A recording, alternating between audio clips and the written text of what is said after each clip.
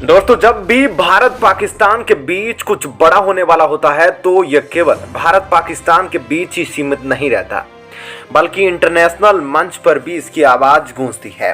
और जब पीओके वापस लेने की अब भारत ने कमर कस ली है तो अब बड़ी बड़ी इंटरनेशनल ऑर्गेनाइजेशन ने इसमें हस्तक्षेप करना शुरू कर दिया है।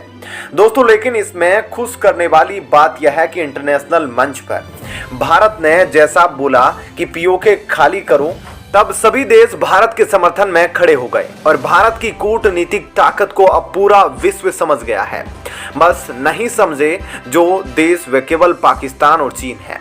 दुनिया भर की बात करें तो भारत के समर्थन में सभी देश है, केवल पाकिस्तान और चीन को छोड़कर। लेकिन सबसे पहले आप इस भारतीय बेटी की क्लिप सुनिए जिसने यूएनएससी में अपने बयान से सबको चौंका दिया। Finally, Mr. President, let me reiterate here that the entire Union territories of Jammu and Kashmir and Ladakh were, are, and will always be an integral and inalienable part of India. तो आपने सुना दोस्तों कि कैसे अंतर्राष्ट्रीय मंच पर PoK खाली करने का ऐलान कुछ दिन पहले हुआ था, लेकिन अब शहबाज शरीफ को तगड़ा झटका मिल रहा है। सबसे पहले तो सऊदी अरब ने झटका दिया और अब जो बाइडेन भी हाथ धोकर पाकिस्तान के पीछे पड़ गए हैं।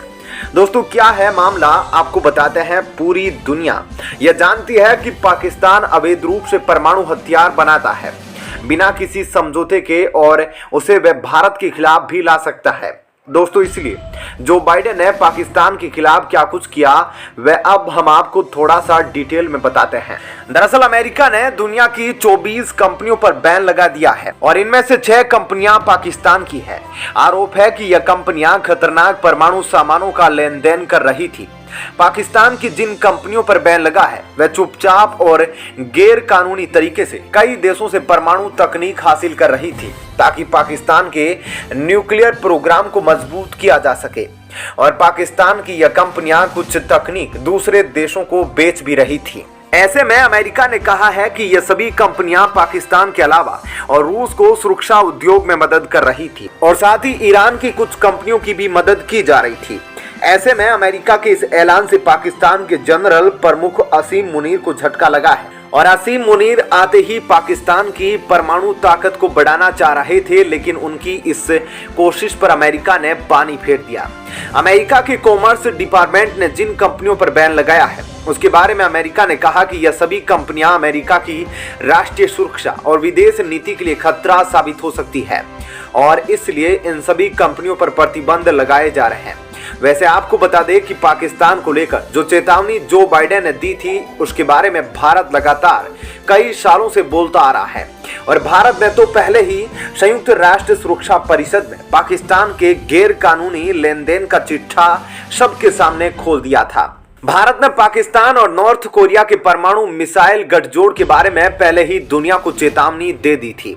नॉर्थ कोरिया और पाकिस्तान के इस गैर कानूनी परमाणु लेन देन में चीन एक बड़ी भूमिका निभा रहा है। कुछ समय पहले भारतीय सुरक्षा एजेंसियों ने कहा था कि नॉर्थ कोरिया के 1700 से ज्यादा जहाजों ने पिछले 3 सालों में दुनिया के कई देशों का रहस्यमयी दौरा किया है। ऐसे में यह संदेह बढ़ जाता है कि नॉर्थ कोरिया पाकिस्तान को लंबी दूरी तक मार करने वाली मिसाइलों की तकनीक को और परमाणु बमों की टेक्नोलॉजी के लिए मदद कर रहा है। दोस्तों, ऐसे में इस खबर के बारे में आपकी क्या राय है हमें कमेंट करके जरूर बताएं और साथ ही इस वीडियो को ज्यादा से ज्यादा लाइक शेयर जरूर करें। दोस्तों, जो पीएम मोदी और रूस की सोची समझी चाल थी वह अब कामयाब हो गई है और आधे पीओके को भारत बैठे बैठाए जीत गया है। आपको बता दें कि सबसे पहले तो भारत ने पाकिस्तान के अंदर ट्रेडिंग बंद की, किसी भी प्रकार की मदद देने से इनकार किया। लेकिन वहीं दूसरी तरफ भारत और रूस की एक सोची समझी नीति के तहत भारत और रूस ने पीओके के लोगों की मदद करना शुरू की। दोस्तों, और इसी क्रम में पीओके को इतनी मदद मिली कि पीओके के जो प्रधानमंत्री है यानी कि वहां के जो लीडर है उनके बीच और पाकिस्तान के पीएम शहबाज शरीफ के बीच ही जंग छिड़ गई है। दोस्तों, और अब नौबत यहां तक आ गई है कि पीओके का जो शीर्ष लीडर है वह खुद चाहता है कि उसकी पूरी जनता भारत में मिले, ना कि अभी तक जो अवैध रूप से पाकिस्तान ने कब्जा कर रखा हुआ है उसी में रहे। यानी कि उस सरकार के अधीन रहे, ऐसा पीओके के लोग नहीं चाहते। दोस्तों आखिर क्यों? अब बैठे बिठाए पीओके भारत जीत गया है। अब आपको डिटेल में बताते हैं और आपको ये भी बता दें कि पाकिस्तान से 90% पीओके अलग हो गया है और यह पीओके भारत जब चाहे तब पाकिस्तान से स्वतंत्र करके भारत अपना खुद का बना सकता है। आप कमेंट करके हमारे फौजी भाइयों को जय जवान जरूर लिखिए और उनके मनोबल को ऊपर जरूर रखिए, क्योंकि उनकी वजह से ही आज हम भी पीओके को वापस लेने जा रहे हैं। दोस्तों अब आपको डिटेल में बताते हैं कि कैसे पीओके पाकिस्तान से अलग हो गया है और मोदी पुतिन की जो नीति है वह कामयाब हुई है। दोस्तों अब हालत ऐसी हो गई है कि पाकिस्तान के प्रधानमंत्री और पीओके के प्रधानमंत्री दोनों एक दूसरे को जलील करने में लगे हैं। आपको याद होगा कि कुछ समय पहले ही पीओके की जनता ने कहा था कि हमारा दुश्मन भारत नहीं बल्कि पाकिस्तान है। ऐसे में पीओके से इस तरह की आवाजें उठना भारत के लिए बहुत बड़ी जीत है। लेकिन अब पीओके की लड़ाई पाकिस्तान की राजधानी इस्लामाबाद तक पहुंच गई है। दरअसल पाकिस्तान की सरकार ने इस्लामाबाद में पीओके के प्रधानमंत्री के 2 शॉपिंग मॉल्स को गैर कानूनी बताते हुए उन्हें सील कर दिया है और यह कदम उस घटना के बाद उठाया गया है जब पाकिस्तान के प्रधानमंत्री शहबाज शरीफ और पीओके के प्रधानमंत्री सरदार तनवीर इलियास आपस में भिड़ गए थे। दोस्तों पीओके के प्रधानमंत्री इमरान खान की पार्टी के ही लीडर है।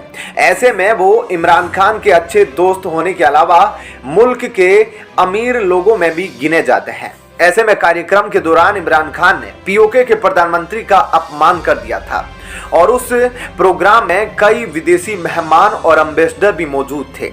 इस दौरान तनवीर इलियास शहबाज शरीफ को यह बताना चाहते थे कि इस वक्त पीओके में इंफ्रास्ट्रक्चर की हालत काफी खराब है और यहाँ सड़क, बिजली, पानी, अस्पताल जैसी बुनियादी सुविधाएं भी नहीं हैं, जिस वजह से यहाँ के लोग काफी ज्यादा समस्याओं में हैं। जबकि शहबाज शरीफ ने उनकी एक भी बात को नहीं सुना, उल्टा उनके खिलाफ ही उन्होंने कदम उठा लिया और इस्लामाबाद में मौजूद उनके 2 शॉपिंग मॉल को सील कर दिया, जिसके बाद अब मुल्क में मौजूद कई कारोबारी सड़क पर उतर गए हैं और इन सभी कारोबारियों ने मिलकर इस्लामाबाद में सरकार के खिलाफ रैली निकाली है। बहरहाल भारत के बयान ने जो पीओके में चिंगारी दी थी वह अब आग में बदल रही है। पीओके और पाकिस्तान की आपसी लड़ाई में अब दोनों ही कमजोर पड़ रहे हैं और पीओके के लोग और भी ज्यादा परेशान हो रहे हैं। इसका सीधा फायदा भारत को मिलना तय है। वहीं मोदी पुतिन वहां पर तेल भी गुपचुप तरीके से भेज रहे हैं ताकि पीओके के लोगों को दिक्कत ना आए, उन्हें हर सुविधा मिलती रहे जिससे वे आराम से जिंदगी जी सके। हालांकि यह सूत्रों की द्वारा बताई गई बातें हैं जिन पर हम पुष्टि नहीं करते हैं। जबकि पाकिस्तान में ऐसा नहीं है, वहां पर लोग तबाही की कगार पर है। तो दोस्तों ऐसे में इस खबर के बारे में आपका क्या कहना है? कमेंट सेक्शन में जरूर बताएं और साथ ही इस वीडियो को ज्यादा से ज्यादा लाइक शेयर जरूर करें।